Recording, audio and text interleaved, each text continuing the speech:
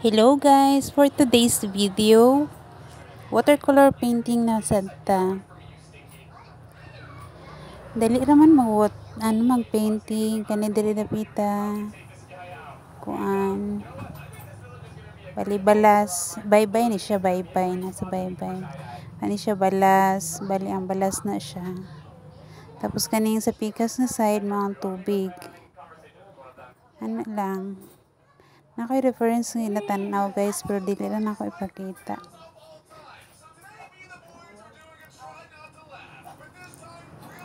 Ano siya. Tapos sa taas ani, nakana siya nabali na siya tubig. Na ay reflection. Kani mo na siyang tubig. Tapos mga ripples.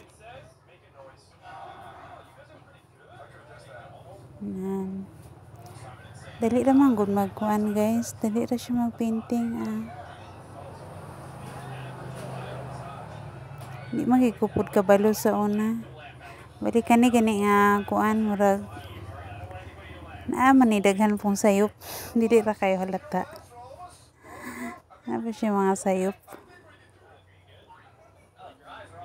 Diri dapita ko ni siya kanang bali bukid nga nasa layo. Na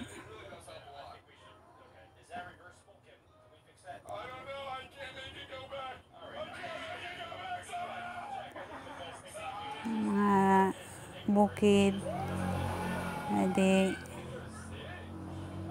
na siya sa layo. Kani di ako gigamit guys nga papel pang guna siya pang watercolor kuno siya. Ug mag-paint mo nga watercolor ang gamit, dapat ang inyo pang papel nga gigamit kanang pang watercolor gyud. Kay ug mo gamit ra mo og dili pang watercolor, magkuan man na siya. Magkunot-kunot, magburot-burot na siya. Ug madaot siyang papel. Kaysa kaning pang watercolor kun siya nga mura siya kabantay ka na murag tela ra sa kapila nimo siya bas-on pagkamala mao ra gyapon siya, flat ra gyapon siya. Na lang.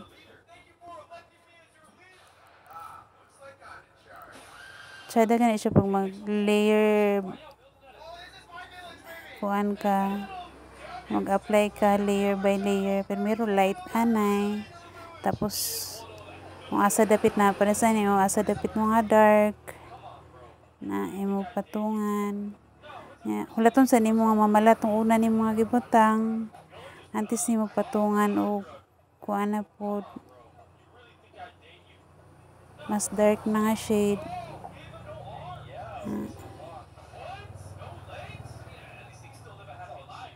Na ay mga sayop. Pwede naman po siya nimo isapawan. Na lang, dali lang kayo. Nakani diri dapita balik tubig na po na siya tubig nga naay kuan na ay unsa ni. Bali kuan ra nga tubig baka na ganing mabaw ra gani kayo. Naay unsa ni, naay reflection sa bukid. Na siya kuan. Kahoy halimbawa.